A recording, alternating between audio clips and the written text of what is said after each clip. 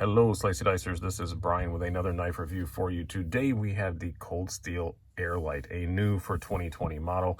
Comes in at $85 with AUS 10A steel and G10 handles. And I have to say, it's pretty darn impressive. It is an Andrew Demko design. I was kind of wanting one of these, but I wasn't like super excited about it with some of the other 2020 Cold Steels. This was a little farther down the list. Should have been first. I'll just say, spoiler alert, this is a very, very positive review. This is a very impressive little knife. It's not that little, but fairly little knife. You are getting, for your $85, AUS 10A steel, G10 handles, reversible pocket clip, sort of. It comes with two different pocket clips, so if you want to carry it, lefty, there's another pocket clip in the box that you can put in. Not going to bother showing the box because Cold Steel's boxes are just not terribly impressive. But yeah, for $85, not a bad value at all. That AUS 10A steel they're using it on quite a few of their knives now. For example, the Formax Scout, my big ridiculous Cold Steel, you always got to have one, is AUS 10A. I haven't beaten on this as much as I would like to have, but so far it's holding up really well. I consulted my steel guru, Pete from Cedric and Ada. He said it basically performs like VG10. Normally AUS 10A does, but it's cold steel. They always heat treat stuff better. You know it's probably going to outperform what a lot of other places do. Cold Steel always nails the heat treat on their stuff. I never really worry about it. It seems to be a pretty good steel to me. The Formax and this are my first experience in it. But this is the Tanto version. It also comes in more conventional drop point.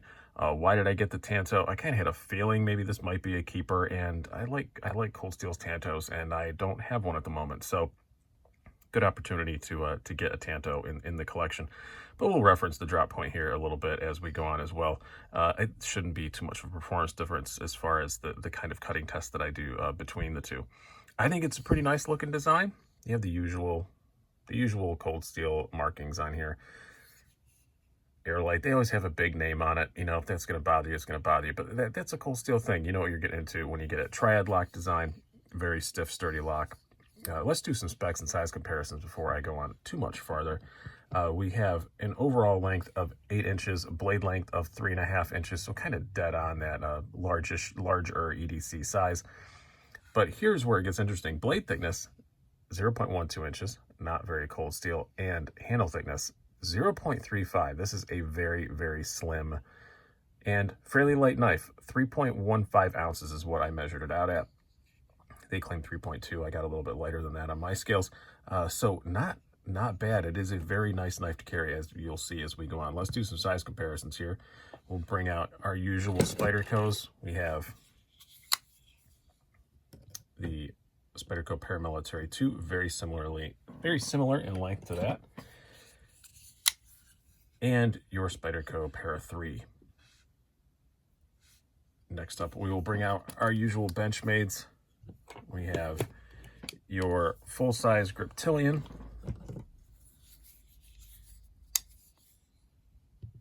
Pretty similar in overall length to that. And your Benchmade full-size Bug Out. Happens to be the CF Elite one, but they're all the same size. I don't say that just because I want to brag, maybe a little bit, but I like the CF Elite a lot. I think it's definitely the best of that version. And then we're going to bring out 2 more Cold Steels, which I assure you, stick around for the conclusion. We're going to talk a lot more about the fact that these 2 exist alongside this. So we have your Cold Steel Code 4. Everybody knows that I like that a whole lot. And of course, the American Lawman. Man, I haven't gotten to sing that song in a long time. That was fun. Hope you guys all enjoyed it. If you guys want to see the history of American Lawman and that song, you can go back through the archives. But yeah, very, very similar in size to these 2. A little bit smaller than the Code 4 and almost exactly the same length as the American Lawman. There, I got to do it twice. So now let's talk about this knife. First of all, that blade, though, I really like it. The AUS 10A, like I said, I have pretty good experiences with it. I trust Pete exquisitely, implicitly, whatever the verb I'm looking for is there. Unequivocally, there we go. That's the word I wanted. And yeah, it seems to be pretty darn good. I love this Tanto shape. Cold Steel does a whole lot of Tantos that they really know what they're doing with it. Looks like it's gonna be pretty easy to sharpen. Sharpening choil is excellent. And this thumb stud is removable. So if you want to sharpen stuff, because it's reversible for right hand, left hand carry, so that makes it removable as well. So if you want to just take it off when you're sharpening it, no problem there. It does get in the cutting path a little bit, but not too horribly so. And again, like I said, if you want a drop point, you can get a drop point. A couple of places call this a hollow grind. I'm not really seeing that. It feels pretty flat ground to me. Maybe there's a slight hollow, but if there is, it's extremely, extremely slight. I think it's more just a regular flat grind, but whatever it is, about 25 thousandths behind the edge, and slices like a dream. As cold steel, it comes out of the box ridiculous sharp, almost unsafely sharp. It's really, really sharp. Always keep that in mind when you eat a cold steel. If anything's going to bite you, it's going to be a cold steel. They are wicked, wicked sharp, and just with that lockback mechanism with the triad lock, it is sometimes it's easy to bite yourself on a few of their models. This one, not so much, but just keep that in mind when you get a cold steel. I love this blade, and I think the Tanto is great for this. I went from not liking Tantos to being kind of Tanto neutral to now I'm getting so I do kind of like them. I have, like on this one, I had an option for either, and I chose the Tanto, so that goes to say something. Great blade, just excellent blade, as you'd expect from a cold steel. Great job there. Ergonomically, also excellent. This thing looks just kind of blocky and like it's not going to be that comfortable. It's with the thin handles and all that. No, it's outstanding. I have large size gloves, skinny fingers. Obviously, this size of knife, you're going to be able to get all four fingers on there, all four hands. Oh, I want to sing a song that my buddy does about a woman with four hands, but I'm not going to do that. It fits my hand perfectly well. This pocket clip, zero hot spots, great little low profile pocket clip. I really do like it a lot. I mean, it looks big, it looks kind of ostentatious, but there is no anything. Can't feel it a bit. Some pretty aggressive jimping on the top of this blade. And if I have any complaints about ergonomics, it's just that kind of some of the edges are a bit sharp. Not a big deal. The jimping's kind of sharp, but it really locks in. It does its job. The lock bar back here, when you're actuating it, a bit sharper on the edges, but that's really the only complaint I have. Other than that, ergonomically, it is nigh on perfect. It's especially for a handle this thin, it's just outstanding. I really, really do like it. Speaking of that thin handle, let's see how it carries. Because weight-wise, of 3.1 ounces, it's not... Air Lite might be a bit of an exaggeration. 3.1 ounces for a 3.5-inch blade is good, but I don't know if I'd call it Air Lite compared to, when you've got like a very minimally smaller bug out for a lot less weight. But as how it carries Air Lite. It just carries awesome. This has what they call a medium grip G10 on it, so it's not going to be a pocket destroyer. It's completely fine. It carries fairly deep, a little bit sticking out, not a big deal. I don't expect deep carry clips on cold steels. No flipper tab or anything. Extremely slim handle. It's super easy to get your hand past. It's for its size, I would say, trying to word this properly, I talk about knives that you just forget and leave in your pocket. The bug out's one of them that I just forget sometimes, and I know it's going to go through the wash sometimes. This is probably the biggest knife I have that I think is probably going to go through the wash someday, because it just carries that well. I just don't even know it's there. It's awesome. It was basically, according to Andrew Demko, his little video that he did on Cold Steel's site, talking about the design. He was going on a trip on a I think kayak trip or something like that with a Broken Skull, another Cold Steel model with Stone Cold on it. And he wanted something a little bit lighter and a little bit slimmer, and kind of started out as modifying the Broken Skull, but it's turned into a lot more than that, for absolutely sure. Action on it, it's a cold steel. It's pretty snappy. It's not too bad at all.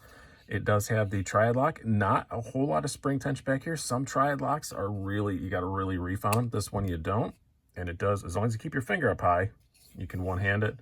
I know some of the real hardcore, cold steel fanatics say, don't ever do that. They're two-hand closing knives, but I still like to one-hand them when I can. I've had a couple models where I couldn't, but those don't usually stick around very long, because I like to close things one-handed, and you definitely can. And yeah, snappy as all get out.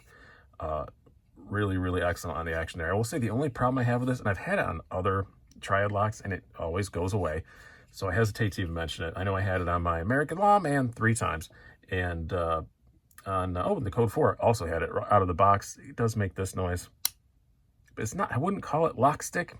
it just kind of makes that noise. I don't feel like I'm having to push past it or anything. They just make that little clicky noise for a bit until they break in.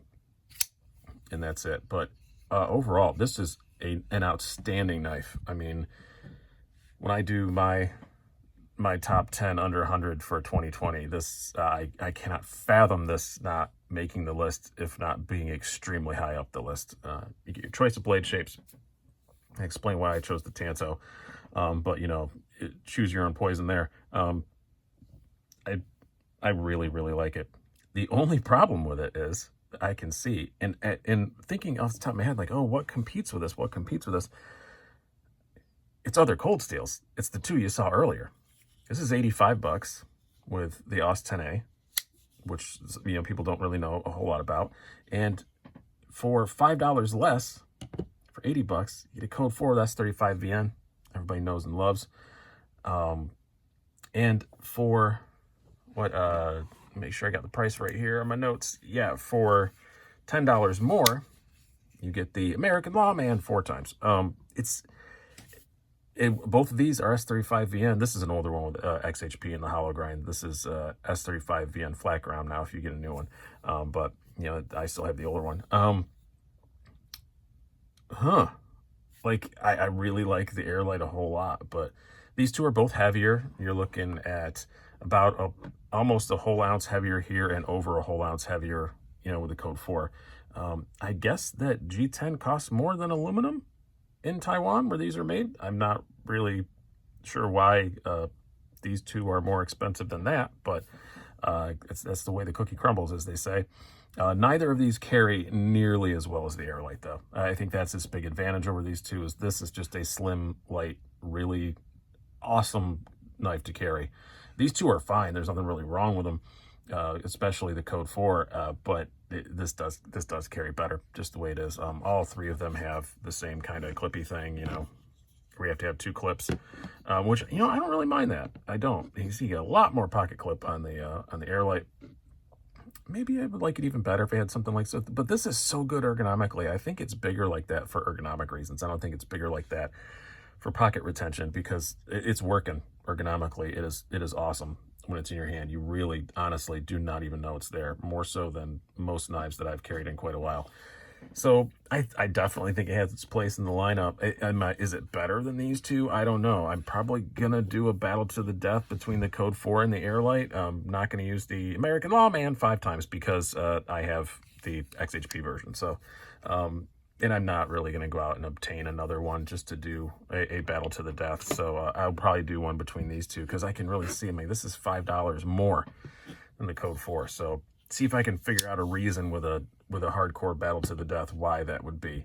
But yeah, let's just leave the Airlite here out alone as I give my last few seconds of explanation here. I love this knife. I truly do like it. It's one of my favorite things I've had in my hand this year, which is saying a lot, because I've had some really cool stuff pass through. I think just for a lightweight, super easy to carry, full-size 3.5-inch knife, it's really hard to go wrong. It's tough as nails, and I really, really like it. Everything's great about it. The grind is perfect. It's all that kind of stuff you expect from cold steel, and that Tanto, all that straight edge. And it is, as Rabbit's Used Cars would say, one of my favorite YouTube channels, if you like used car videos, it's straighter than a stripper pole. So I love this thing. Awesome knife. Good job, Cold Steel. Good job, Andrew Demko. Really nice to meet him at Blade Show. Hope I get to again this year if it happens. But I hope you guys are having a good time, staying inside, staying safe, all that. I've been Brian. Have a good one.